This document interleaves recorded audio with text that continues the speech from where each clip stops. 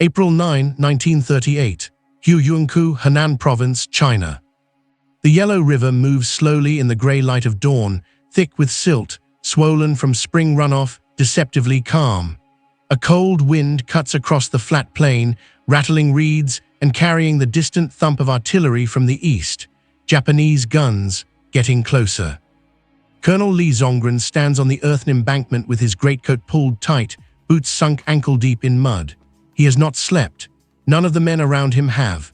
Engineers, nationalist soldiers, local laborers, faces hollow, eyes red, hands raw from hours of digging and hauling explosives. Below them, the river presses against the dike like a living thing, patient, relentless. Li listens to the water. It murmurs and sucks at the packed earth, as if it already knows what is about to happen. A runner splashes up the slope, breathless. "Colonel," he says, saluting with shaking fingers, "orders confirmed from Wuhan, we proceed." Li nods once. He does not answer right away. He looks west, toward the villages scattered across the plain, mud brick homes, narrow paths, fields just beginning to green. Somewhere out there are farmers already in the fields, children still asleep, oxen tied to posts. They have not been told. There has been no time. Far to the east, beyond the haze, the Japanese Imperial Army advances. Since the fall of Nanjing 3 months earlier, the war has become a rolling catastrophe. Shanghai lost. Nanjing drowned in blood. Now the enemy drives relentlessly toward Wuhan, the political and industrial heart of nationalist China. If Wuhan falls, the resistance may fracture entirely. Chiang Kai-shek's headquarters has been arguing for weeks. Retreat or stand, sacrifice armies or sacrifice land. Then, in desperation, a darker option surfaced, one whispered at first, then spoken aloud in guarded rooms. Use the river. Li had argued against it. Many had. The Yellow River is not a moat or a canal. It is a force of nature with a history written in corpses. For centuries it has been called China's sorrow, changing course, bursting its banks, swallowing entire counties. To break its dikes deliberately is not a tactical maneuver. It is an act of annihilation. But the Japanese columns are too fast. Their trucks and artillery roll over roads the Chinese cannot hold. The rail lines are gone. The air belongs to the enemy. Every delay matters. Every day gained might mean another division saved, another factory dismantled and moved inland, another chance for China to keep fighting. Li closes his eyes briefly. He thinks of the order's final line. The survival of the nation requires extraordinary measures. "Prepare the charges," he says. The engineers move with grim efficiency. Wooden crates are pried open, revealing blocks of dynamite wrapped in oilcloth. Fuses are cut and measured. Hands tremble, not from fear of the explosion, but from what comes after. Soldiers kneel and begin carving into the dike with shovels and picks, widening the prepared breach point. The earth here is old, layered from countless repairs after past floods. It resists, then yields. A young lieutenant nearby whispers, "Sir, once it breaks, can we stop it?" Li opens his eyes and meets the man's gaze. "No," he says, "no one can stop the Yellow River." As the sun lifts above the horizon, the sounds of war grow clearer. Engine noise, distant shouting. Somewhere, Japanese reconnaissance units are probing forward, unaware that the land itself is about to turn against them. The fuse is set. For a moment, there is silence, an unnatural pause, as if the plane is holding its breath. Then Li raises his hand. "Light it." The match flares, the fuse hisses. Men back away, some stumbling, some staring as if rooted to the spot. Li forces himself to watch. The explosion comes as a dull, heavy crack, not the sharp violence of artillery. The dike shudders. A plume of earth and water erupts into the air, then another blast, and another. The packed wall gives way, collapsing inward. For a heartbeat, nothing happens. Then the river surges. A roaring wall of yellow-brown water pours through the breach, tearing at the broken earth, widening the gap with terrifying speed. The current accelerates, dragging trees, debris, chunks of dike along with it. The sound is overwhelming, a deep, continuous thunder that drowns out everything else. Men run, some shout warnings into the wind, though no one beyond the embankment can hear them. The water spreads across the plain, first as a racing sheet, then as a rising sea. Fields vanish, paths disappear, villages lie directly in its path. Lee stands frozen, watching the river escape its bounds, knowing that in this moment, a line has been crossed that can never be uncrossed. The Japanese advance toward Wuhan will slow, that much is certain. So will the lives of millions. As the floodwaters race outward, the war in China enters a new, terrible phase, one where the enemy is not only the invader marching from the east, but the unleashed power of the land itself. April 9, 1938, Henan Plain, downstream from Huyuankou. By mid-morning, the Yellow River is no longer a river, it is a moving horizon. The first villages disappear without a sound. Water pours through alleys and courtyards, climbing walls with frightening speed. Roofs vanish. Livestock scream and are carried away, legs flailing uselessly against the current. People run until the ground beneath them dissolves, until paths they have walked all their lives turn into open water. In the village of Zhangzhuang, farmer Chen Dafu hears the roar before he understands it. He steps out of his doorway, squinting toward the east, expecting aircraft or artillery. What he sees instead makes his knees buckle, a wall of water advancing across the fields, swallowing the earth itself. "Run!" someone shouts. Chen grabs his youngest daughter, barely 3 years old, and shoves her into his wife's arms. They run toward higher ground, toward a low ridge that has never failed them before. Behind them, the water crashes into the village, tearing homes apart as if they are made of paper. A neighbor stumbles and vanishes. An ox breaks free of its rope and is swept sideways, eyes wide with panic. Within minutes, the ridge is an island. Within an hour, it is gone. The flood does not surge once and recede. It keeps coming. Fed by the river's full force, the water spreads across 3 provinces, Henan, Anhui, Jiangsu, flattening everything in its path. Wells are poisoned, crops drown, graves are torn open. The Yellow River, burdened with centuries of silt, deposits thick layers of mud that bury the land beneath a choking skin of clay. There are no warning bells, no evacuation orders. The decision was made in secret, and secrecy now exacts its price. By afternoon, refugees choke every road that still exists. Families drag carts piled with bedding and grain until the wheels sink and refuse to move. Children cry from thirst even as water surrounds them.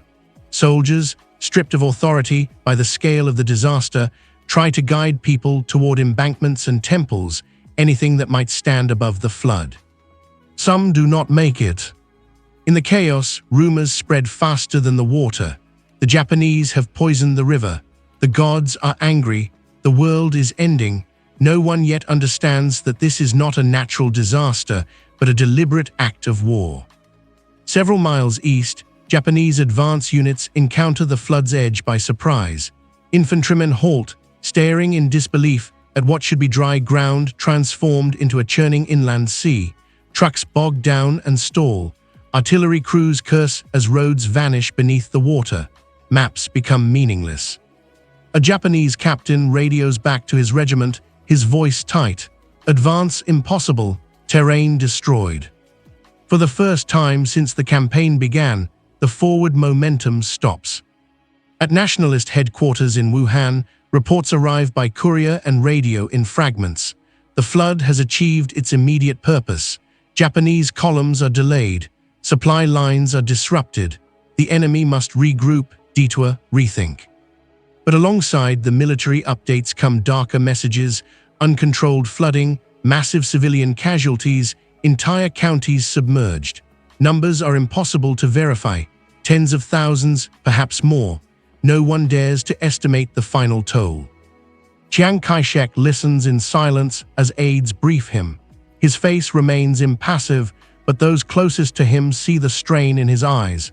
The decision was his. The responsibility is his. "The river has bought us time," one general says quietly. Chiang nods, "Then we must make that time matter." On the ground, time means survival measured in hours. Night falls, and the floodwaters reflect the moon like a broken mirror. Survivors cling to trees and rooftops, calling out into the darkness. Some voices fade, others go unanswered. Disease follows quickly. Dysentery, cholera, typhoid, waterborne killers that care nothing for uniforms or flags. Refugee camps spring up on whatever dry land remains, overcrowded and undersupplied. Grain stocks are ruined, livelihoods erased in a single day. The Yellow River has changed course, carving a new path southward that will remain for years. Engineers will later say it was inevitable once the dike broke. The river always chooses its own way. By the end of the week, the scale of the catastrophe begins to emerge. Millions displaced, countless dead, and still the war goes on. For Chinese commanders, the shock is not only what the river has done to the land, but what they have done to their own people in the name of survival. And as the floodwaters settle into their new channels, a grim realization spreads through both camps. The battle for Wuhan has been delayed, not decided. The price paid cannot be undone, and the Yellow River, once unleashed, will not easily be brought back under control. April-May 1938, Wuhan, Hubei Province. The rain begins before dawn, a steady drumming on tile roofs and sandbagged windows. Inside the nationalist headquarters, maps are spread across a long wooden table, their edges curled, their markings already out of date. Red arrows showing Japanese advances stop abruptly where the Yellow River now sprawls like a raw wound across central China. General Bai Chongxi stands with his hands braced on the table, staring at the flooded expanse. "They are stalled," he says. "Reconnaissance confirms it. Their armor cannot cross. Their supply columns are rerouting south."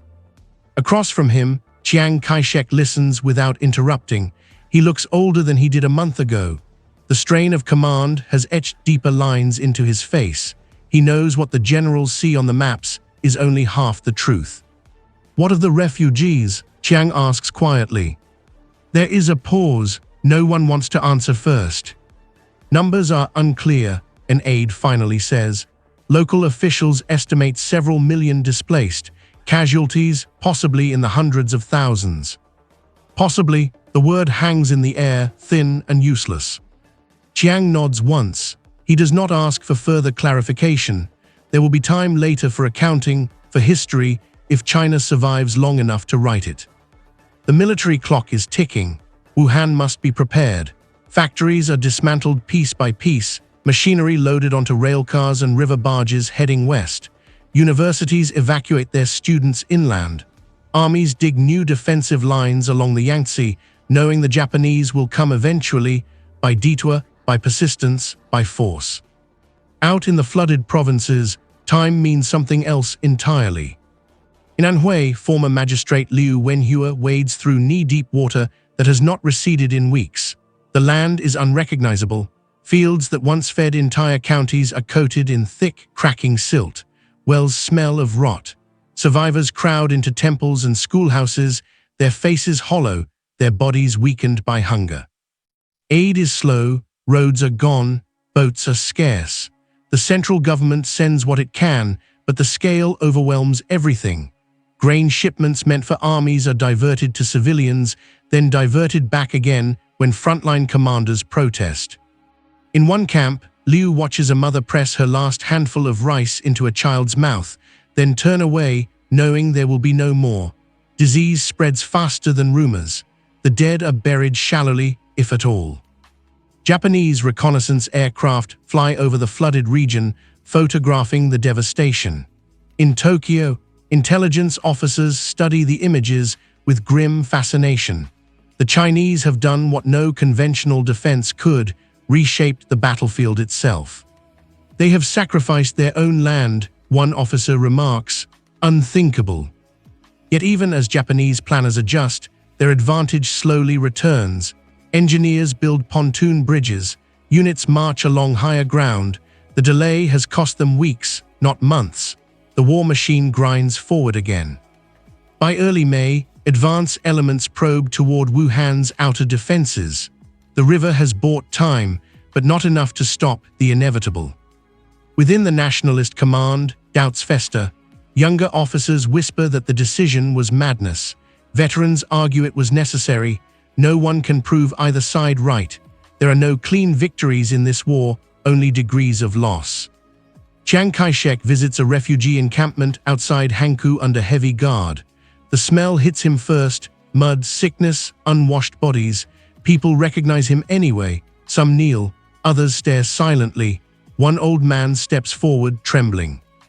"Generalissimo," he says, voice breaking, "why did the river come?" Chiang meets his gaze. For a moment, the weight of the decision presses down harder than any Japanese bomb ever could. "To save China," he answers. Whether that answer is enough, for the man, for history, even for himself, he does not know. As summer approaches, the floodwaters begin to recede in places, leaving behind a scarred, poisoned landscape. The Yellow River has altered the course of the war, but it has also altered the bond between the nationalist government and its people. And as Japanese forces resume their march toward Wuhan, Chinese commanders are forced to confront a truth that cannot be mapped or measured. The weapon they unleashed has wounded their own nation as deeply as it has slowed the enemy. May-June 1938, Eastern Henan and Northern Anhui. The Japanese advance does not stop, it bends. Captain Nakamura Hiroshi stands on a low rise overlooking what used to be a road. Now it is a shallow lake, its surface broken by the tops of drowned trees and the skeletal remains of carts. The smell is unmistakable, stagnant water mixed with decay. He lifts his binoculars and scans the horizon, searching for any sign of solid ground. "This was farmland," his interpreter says quietly, reading from a local map captured days earlier. "Rice and wheat." Nakamura lowers the glasses. He has seen flooded terrain before, but never like this. The scale is disorienting. Roads end without warning. Villages appear as clusters of rooftops protruding from the water like gravestones.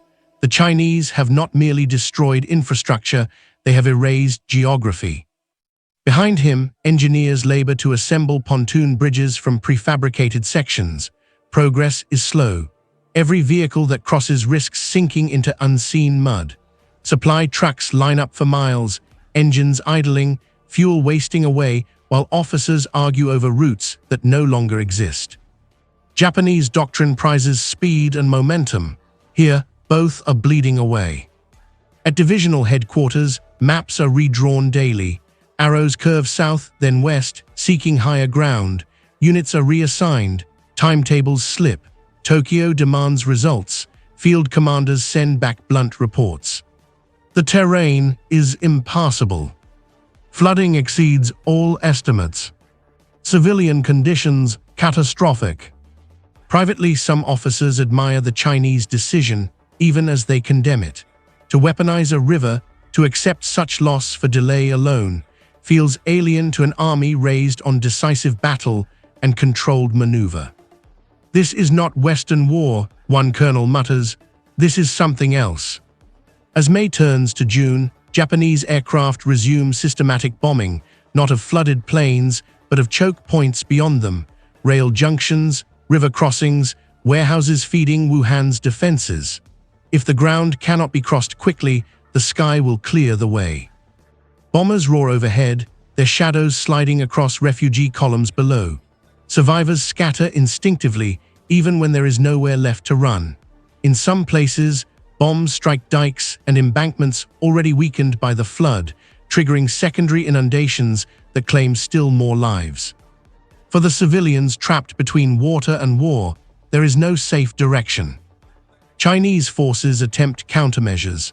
Guerrilla units harass Japanese flanks where terrain allows.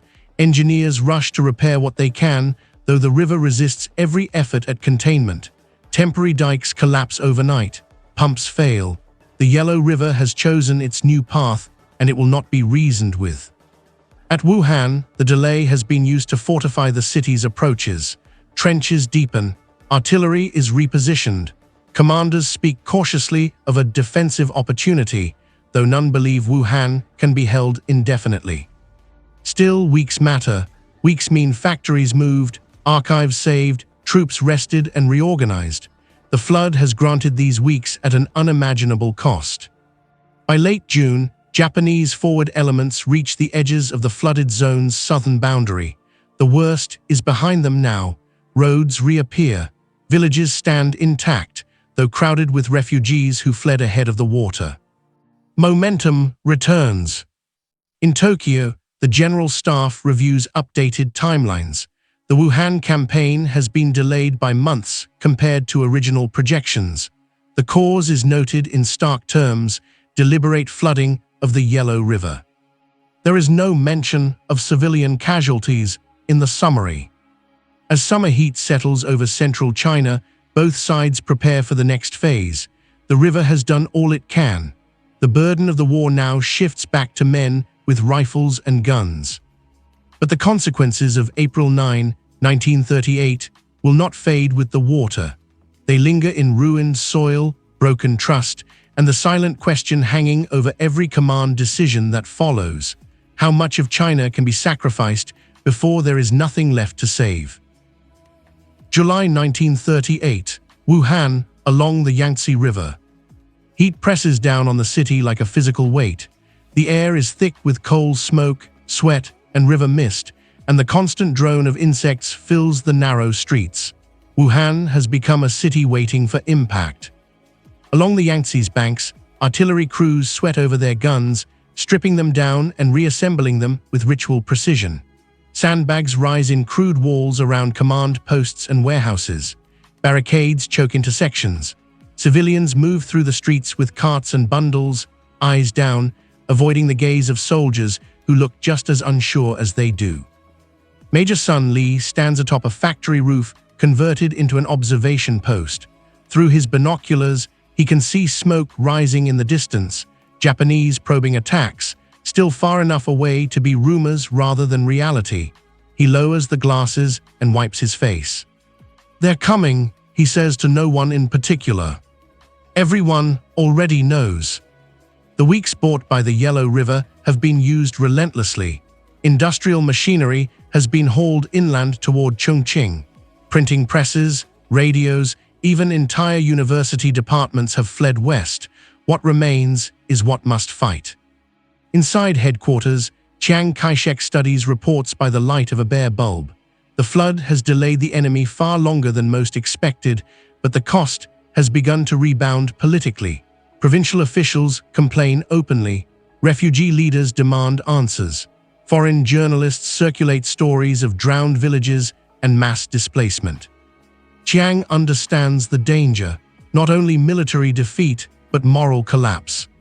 "The river slowed them," one advisor says cautiously, "but it has hardened opinion against us in the countryside." Chiang closes the folder in front of him. "If Wuhan falls," he replies, "opinion will not matter at all." Outside the city, Japanese forces regroup and reorganize for the final push. Supply lines, once snarled by mud and water, are restored. Fresh divisions rotate forward. Airfields closer to the front are expanded, allowing heavier bombing of Wuhan's defenses.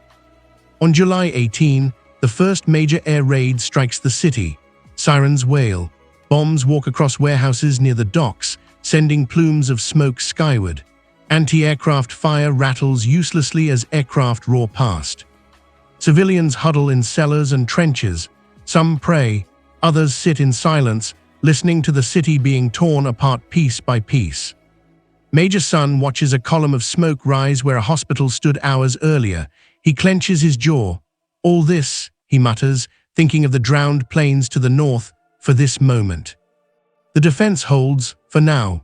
Japanese ground forces test the perimeter, pulling back after sharp engagements.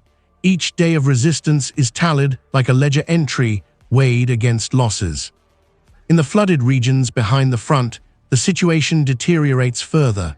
Summer heat accelerates disease. Aid organizations struggle to reach isolated survivors. The land, buried under silt, produces nothing.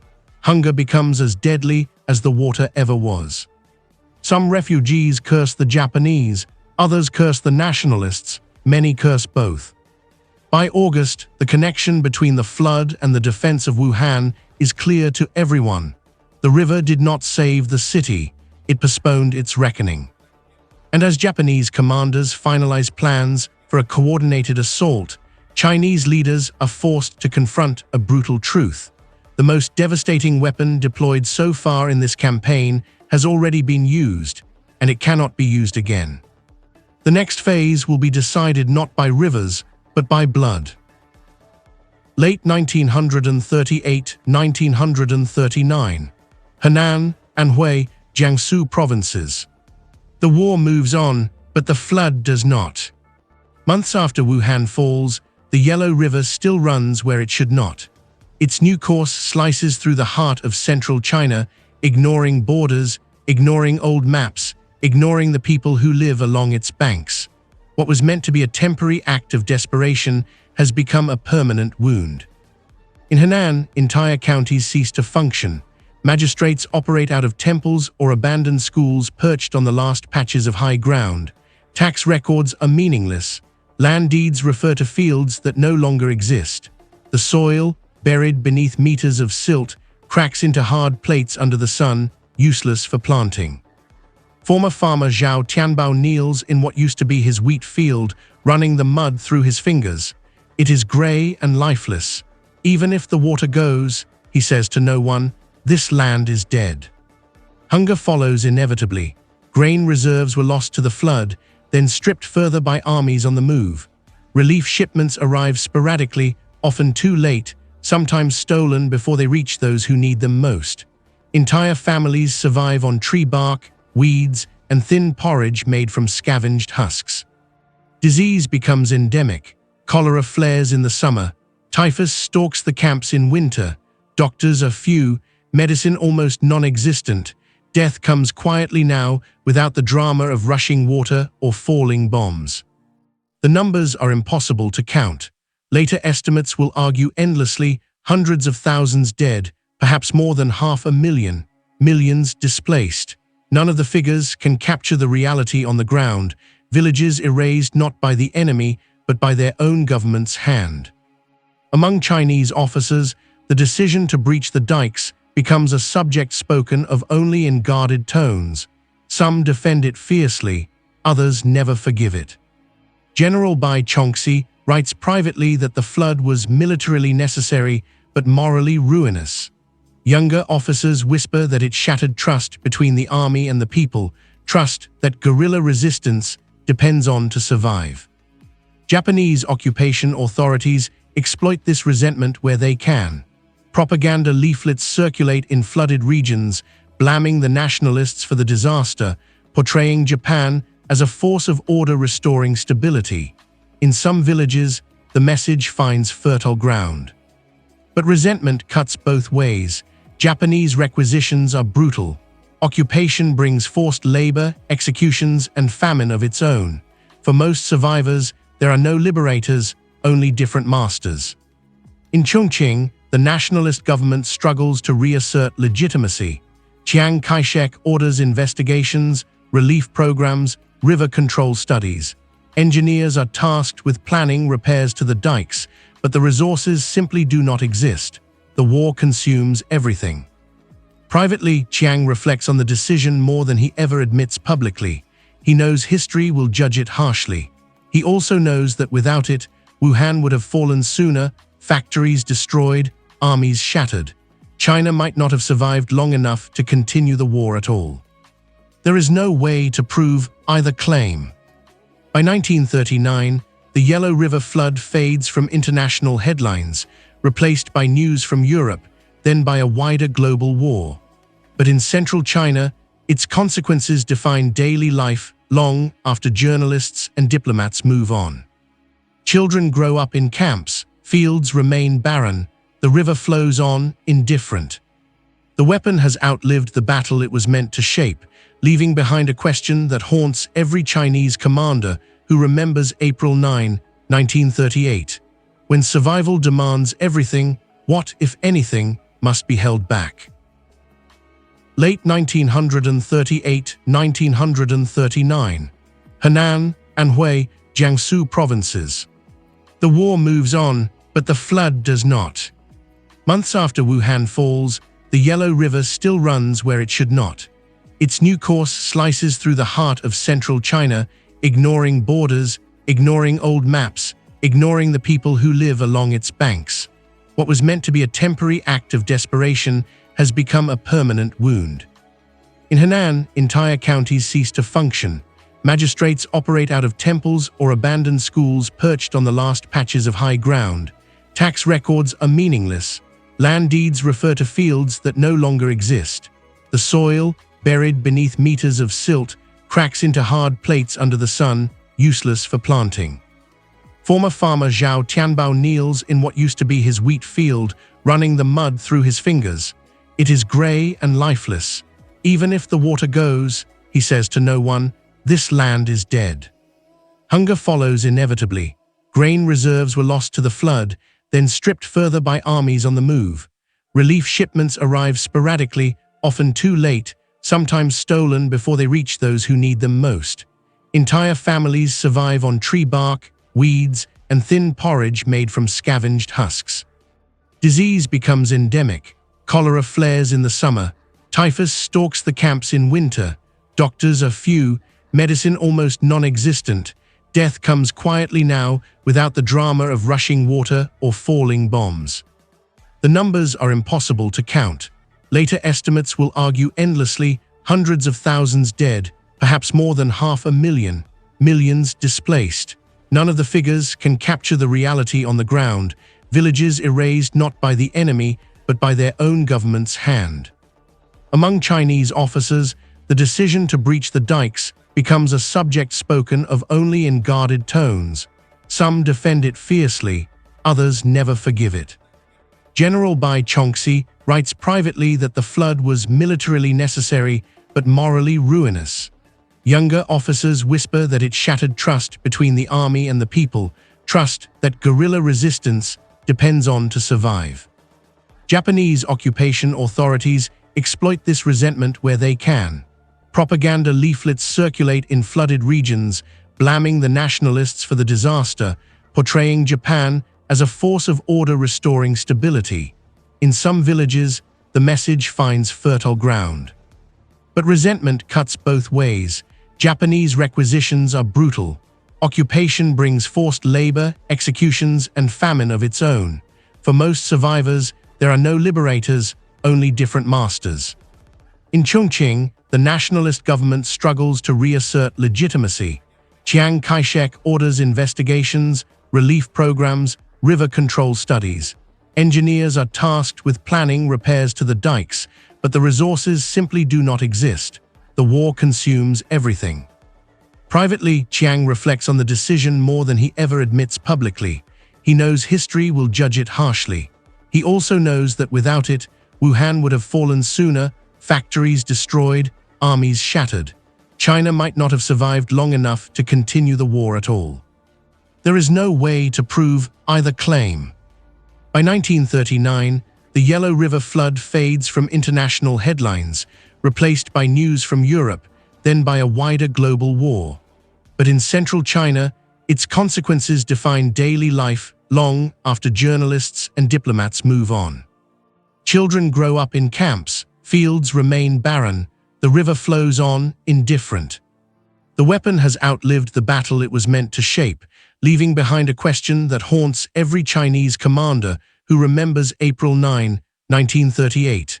When survival demands everything, what, if anything, must be held back?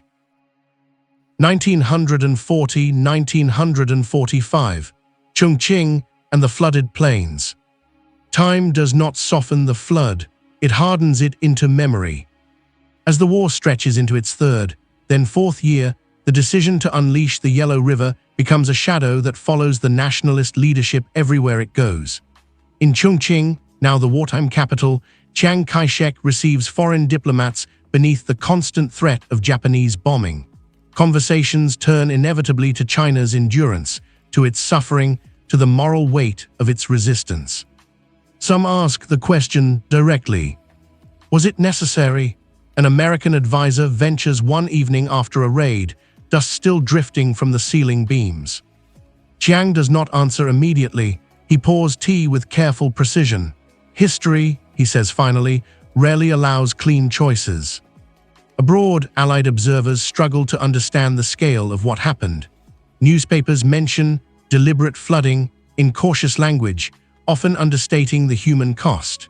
To Western audiences, accustomed to battles measured in divisions and territory, the idea of destroying one's own countryside to slow an enemy feels incomprehensible.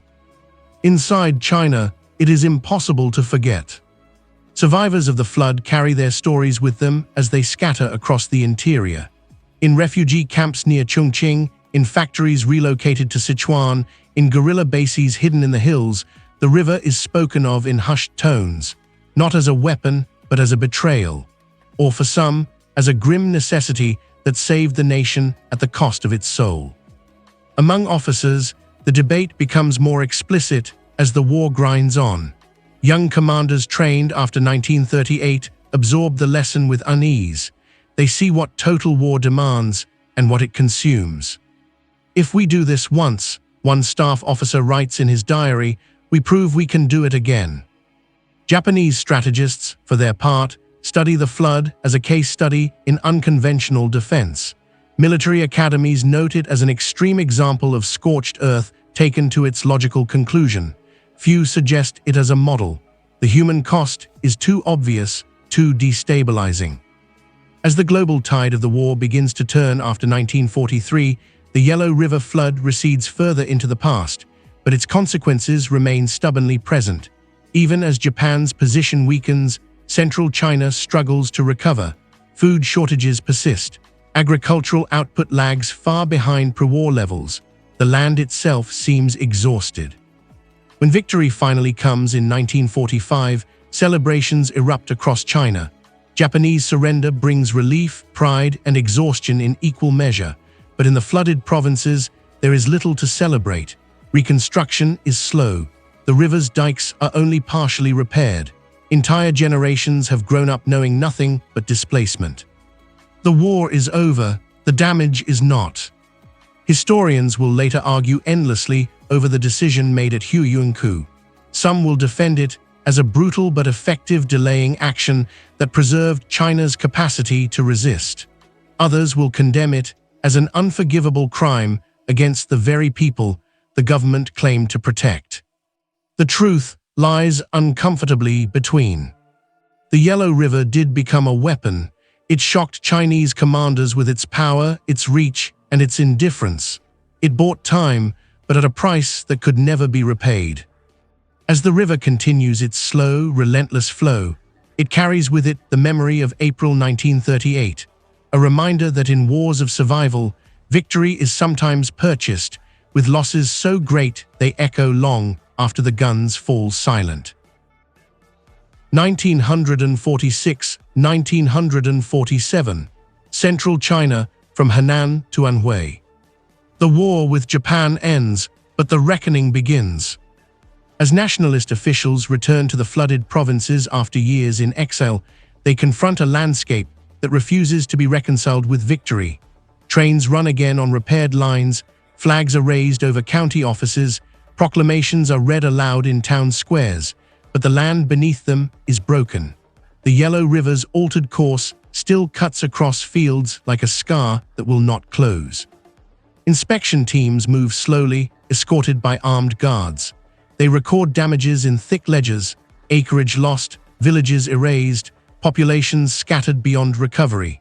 In Henan alone, entire administrative districts have to be reorganized because the old ones no longer correspond to reality. Engineer Liu Shiji kneels beside a partially rebuilt embankment near Huyuankou, tapping the packed earth with a wooden mallet. The sound is hollow. "This will not hold," he says to the official beside him, "not against a real flood." Resources are scarce. China is exhausted. Inflation spirals. The nationalist government faces challenges on every front, none more dangerous than the growing strength of communist forces in the countryside, forces that draw support from the very peasants most devastated by the flood.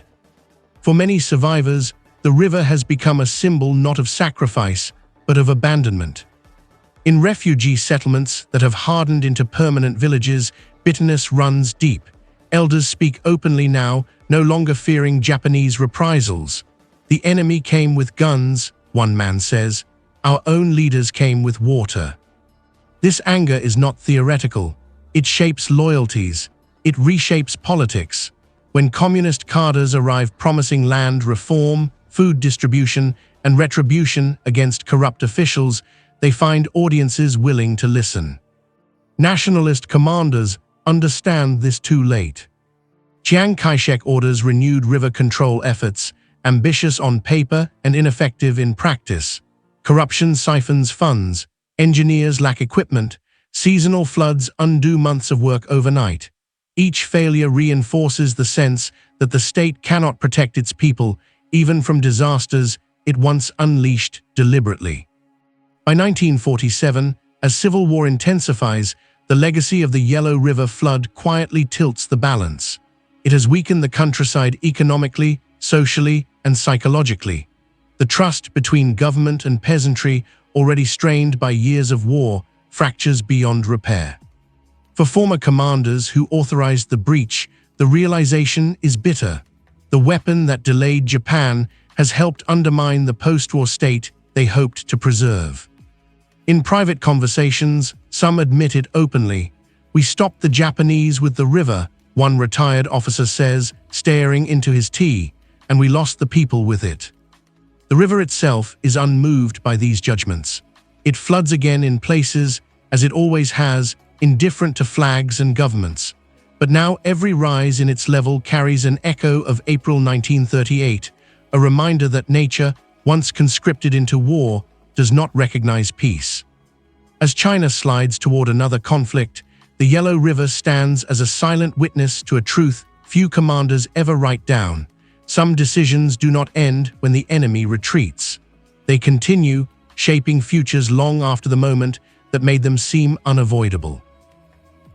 1948–1950, Huyuankou and the Lower Yellow River Basin. The embankment at Huyuankou is quiet again. Rebuilt in sections, reinforced with fresh earth and timber, it bears little resemblance to the scarred ridge that collapsed in April 1938. Grass grows along its slope. Farmers pass nearby with carts. To an untrained eye, it could almost be mistaken for a return to normal. But those who lived through it know better. Old men stop here sometimes, standing in silence, looking out over the water. They do not speak of tactics or campaigns. They remember sounds, the roar of the river breaking free, the screams carried on the wind, the sudden absence of everything that once defined home. The new government now speaks of the flood differently. It is framed as a crime of the past regime, an example of callousness and betrayal. Investigations are announced. Memorials are proposed. The disaster is folded neatly into a broader narrative of suffering and revolution. Yet even in condemnation, the river resists simplification. Engineers tasked with controlling it once more study old records and new terrain. They acknowledge quietly that the breach was not just an act of war, but a reminder of how fragile China's relationship with the Yellow River has always been. The dikes had failed before. They would fail again. What made 1938 different was intent. In military academies, the flood is discussed in sober tones. It is catalogued as one of the most extreme examples of environmental warfare in modern history. Cadets debate it late into the night, arguing necessity versus morality, survival versus responsibility. There are no easy conclusions. For the commanders who survived the war and the civil conflict, the memory lingers as a private burden. Some justify it to the end, others never speak of it again. All understand that the decision marked a boundary. Once crossed, nothing about the war felt the same. The Yellow River continues to flow, heavy with silt, bending slowly under gravity and time. It has outlived emperors, dynasties, armies, and ideologies. It will outlive this war, this judgment, this generation. But for China, April 1938 remains etched into its course. The river became a weapon. It shocked those who ordered it unleashed. It devastated those who lived in its path. And it revealed a truth that war often hides until it is too late, that when survival is at stake, the line between defense and destruction can vanish as suddenly as dry land beneath a rising flood.